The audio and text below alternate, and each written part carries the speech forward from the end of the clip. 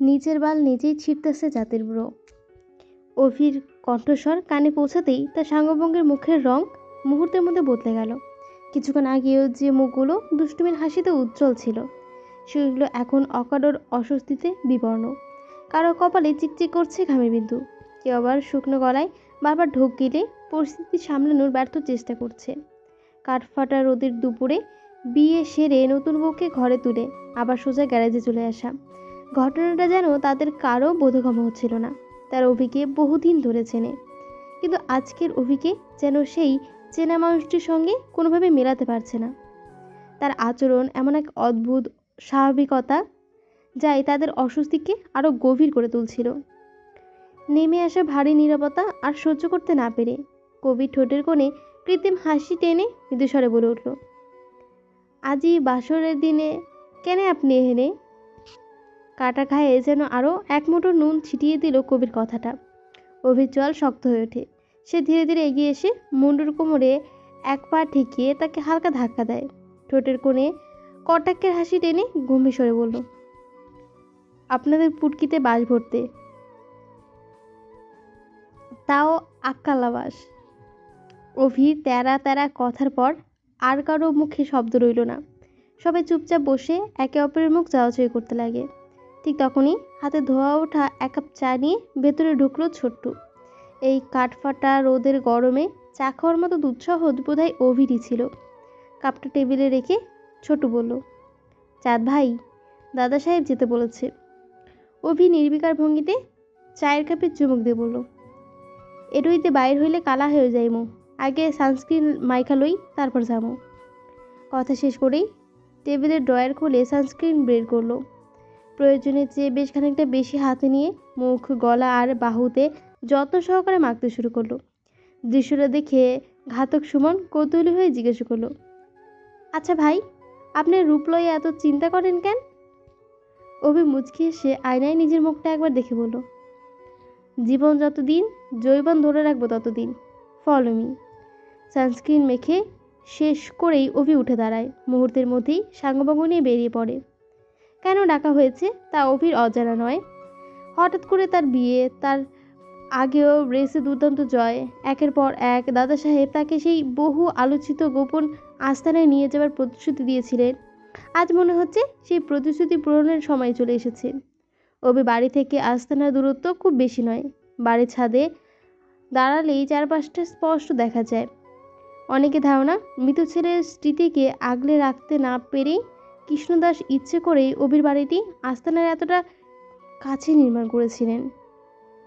অভির বাড়িটি কৃষ্ণদাস নির্মাণ করেছিলেন এই কথা বলা ঠিক হবে না। বহুদিন পুরনো বাড়ি, পুরনো ঢাকার অধিকাংশ বাড়ির মতোই সময়ের সাক্ষী হয়ে দাঁড়িয়ে রয়েছে, তবে বয়স তার সৌন্দর্যকে স্মরণ করতে পারেনি। নিলিবিলি পরিবেশে দাঁড়িয়ে থাকা দোতলা বাড়িটির স্থাপত্যে কোনো এক ধরনের পুরনো দিনের অভিজাত লেগে আছে। শুধু দেওয়ালের ক্ষয়ে যাওয়া রং আর মরিচে ধরা লোহার গ্রিলগুলো সময়ের নির্মমতার সাক্ষ্য বহন করছে। আস্তানার ভেতরে তখন ভারী নীরবতা। আকাশ কমিশনের কথা শুনি কৃষ্ণদাস ধীরে ধীরে সিগারেটের ছাই ঝেড়ে মাটিতে ফেললেন। তারপর গভীর এক দীর্ঘ নিঃশ্বাস ছেড়ে শান্ত কণ্ঠে বললেন, যা বলছি ভেবেচিন্তেই করছি তো নেতা সাহেব। এই সিন্ডিকেটকে আমার চাঁদ বা বহনে কিছু দিয়েছে, আমি তাকে বিশ্বাস করি। চাঁদ আইনসার পর থেকে যত টাকার মুখ দেখছো, তত টাকা শুধু ওসমান সাহেব আমলে আসছিল। আকাশ কমিশনে ঠোঁট বাঁকিয়ে মৃদু হেসে বলল, দেখেন যা ভালো বোঝেন, তবে ওসমান সাহেবের মতো টাকা আনতে আনতে শেষে নিজে আবার ওসমান সাহেবের মতো হয়ে না যান। কৃষ্ণদাস হালকা হেসে মাথা নাড়লেন। হাসা ইলা নেতা, চাঁদ আমার লইগা গুলি খাইছিল। যে পোলা নিজের জীবন দিয়ে আমারে বাঁচাইতে পারে, তারে অবিশ্বাস করার কোনো উপায় নেই। আকাশ কমিশন এবার গলা নিচু করে বলল, বিশ্বাস তো আপনারা কেউ ওসমান সাহেব করতেন শেষ পর্যন্ত। আজ সিন্ডিকেটে দশা খুব একটা ভালো নয়। কৃষ্ণদাসের চোখে মুখে গম্ভীর এক চতুরতা নেমে এলো। আমরা কেউ এই সিন্ডিকেটের সঙ্গে জান দিতে রাজি নই, আমরা আছি। কথাটা শেষ করার আগেই বাইরে গাড়ির শব্দ ভেসে এলো। মুহূর্তের মধ্যেই নিজের সাঙ্গবঙ্গ নিয়ে আস্তানায় প্রবেশ করল অভি। তাকে দেখি কৃষ্ণদাসের গম্ভীর মুখে আবার স্নেহের হাসি ফুটে উঠল।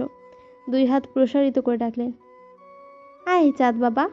অভি বিন্দুমাত্র দ্বিধা না করে এগিয়ে গিয়ে কৃষ্ণদাসের পাশে বসে পড়ল। মুহূর্তে ঘরের ভারী পরিবেশে এক অদ্ভুত পরিবর্তন নেমে এলো। বাজান, শুনলাম মাইয়া তুলে আনছো? জি দাদা সাহেব। তো বিয়া শাদি করছি। আমাকে তো বললা না বাজান।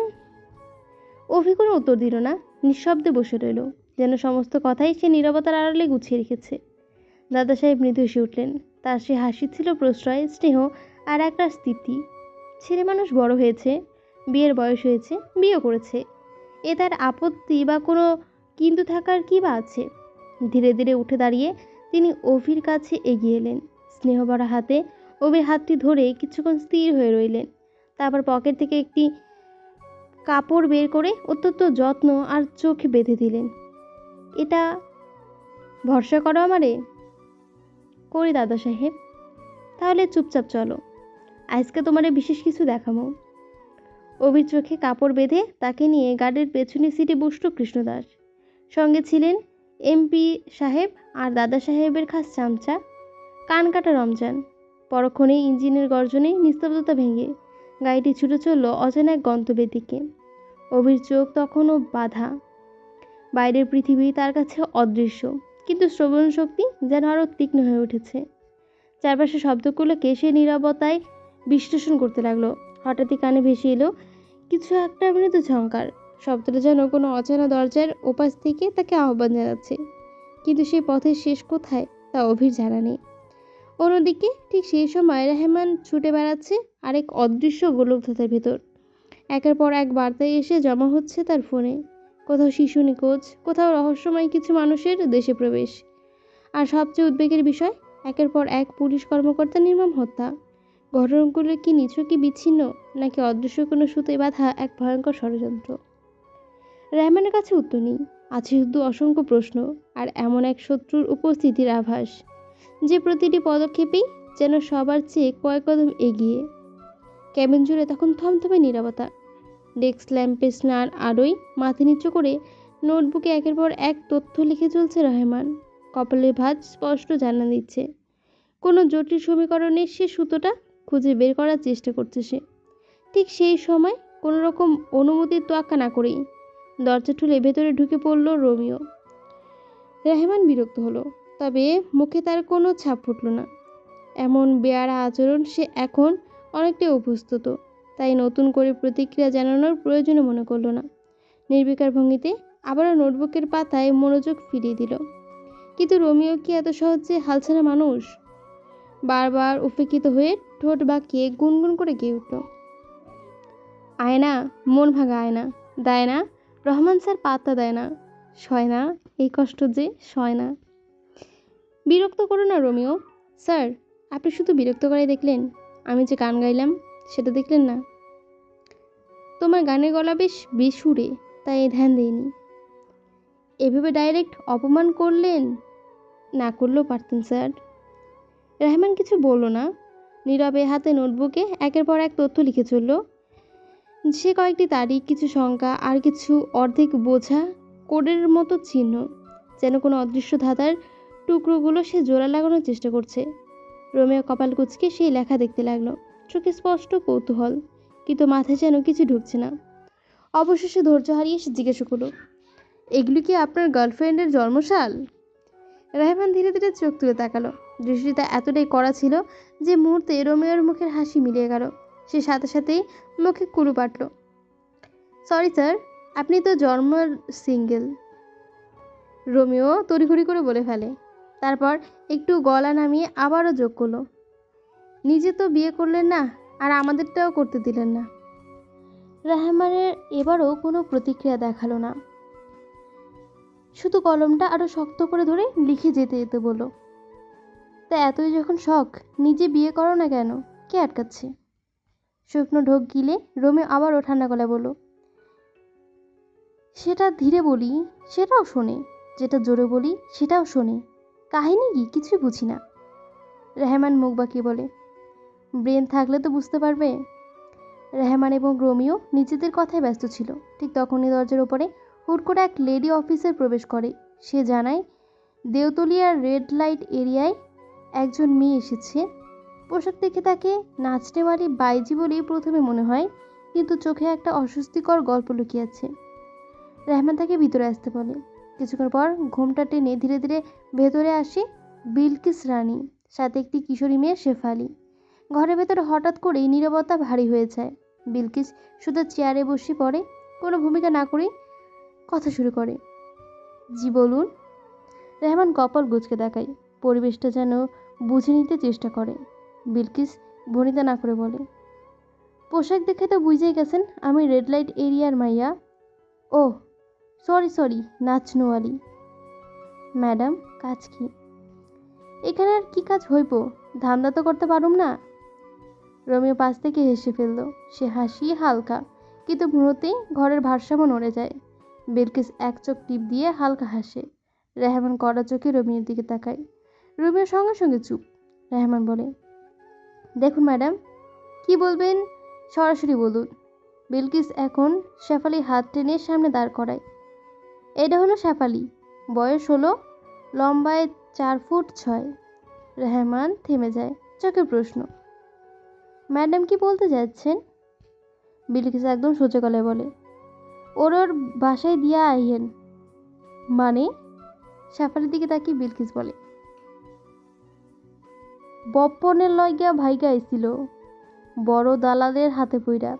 তার থেকে রাজিয়া বিবির কোঠায়, ওখান থেকে ভাইগা গিয়া আইছি।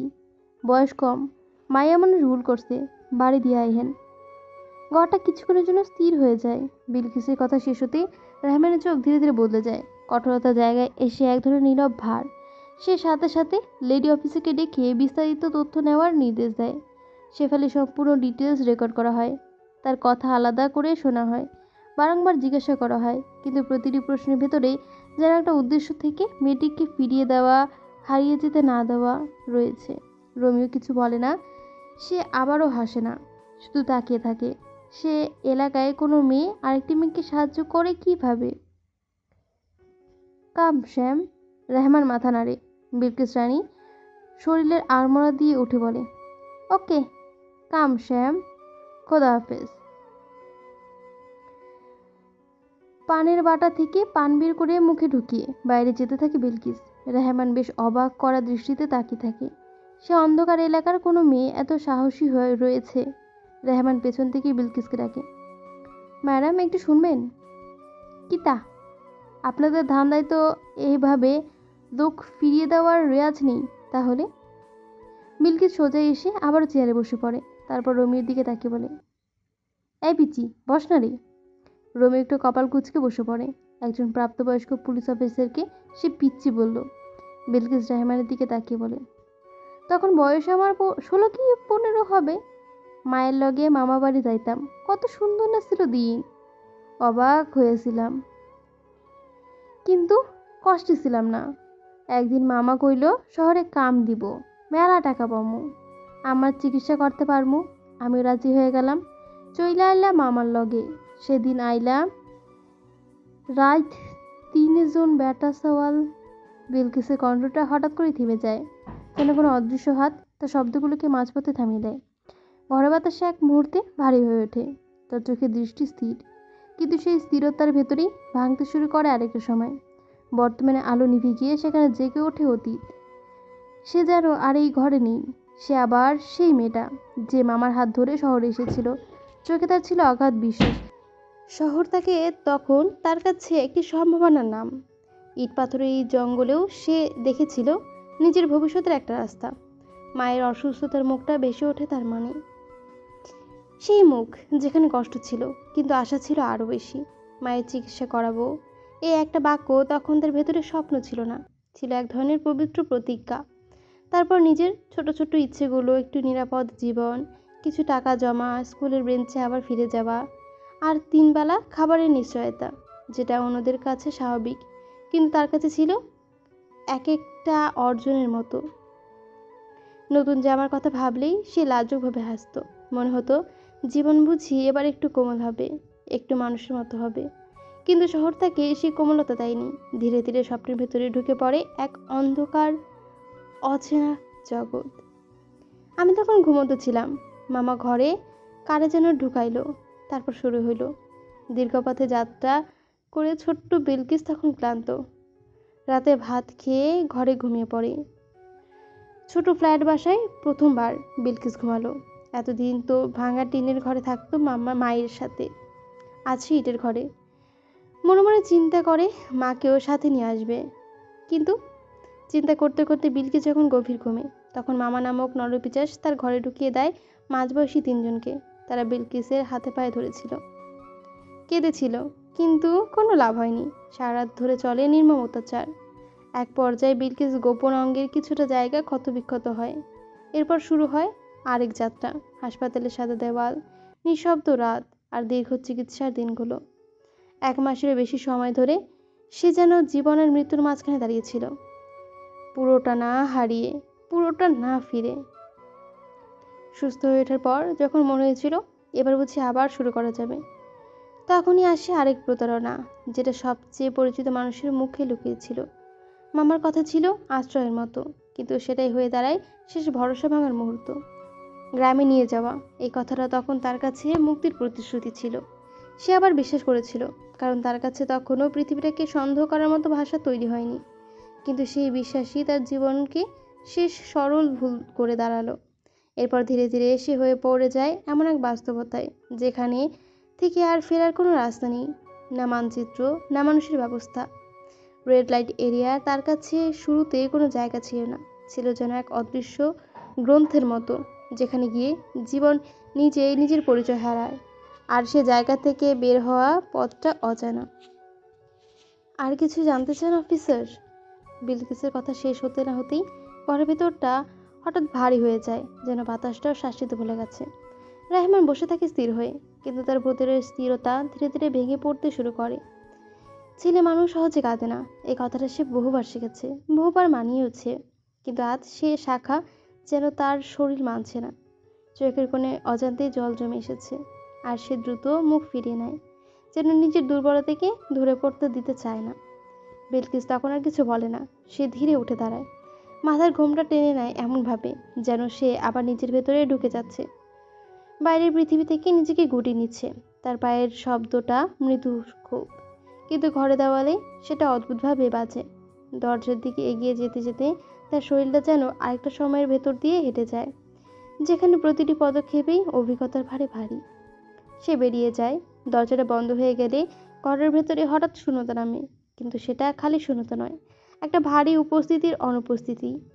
রেহমান চুপচাপ বসে থাকে, সামনে তাকিয়ে থাকলেও সামনেই কিছু দেখছে না। তার চোখের সামনে বারংবার ভেসে উঠছে বিলকিসের সেই কণ্ঠ, সেই স্বীকারোক্তি, ভাঙা টুকরোগুলো, আর একটা অস্বস্তিকর সত্য: মানুষ জন্মে না এই অন্ধকারে, তাকে ধীরে ধীরে সেখানে ঠেলে দেওয়া হয়। বাইরে তখন শহর আর স্বাভাবিক নিয়মে চলতে থাকে, গাড়ির শব্দ, মানুষের হাঁটা, জীবনের নির্লিপ্ত গতি। কিন্তু ভেতরে ঘরের রেহমান বুঝতে পারে কিছু গল্প শেষ হয় না, তারা শুধু মানুষের ভেতরে থেকে যায়, নীরব হয়ে, দীর্ঘ সময় হয়ে। এতক্ষণ পড়ছিলাম উন্মাদনা চ্যাপ্টার 1, লিখেছে কায়নাত খান কবিতা, পর্ব 45। ভালো লাগলে অবশ্যই কমেন্ট করে জানাবেন। যে গল্পের সবথেকে বেশি কমেন্ট হবে সে গল্পের পরের পার্ট আমি খুব তাড়াতাড়ি আপলোড করব। দেখা যাক আপনারা যে গল্পটা চাইছেন সে গল্পটার নিচে অবশ্যই কমেন্ট করবেন।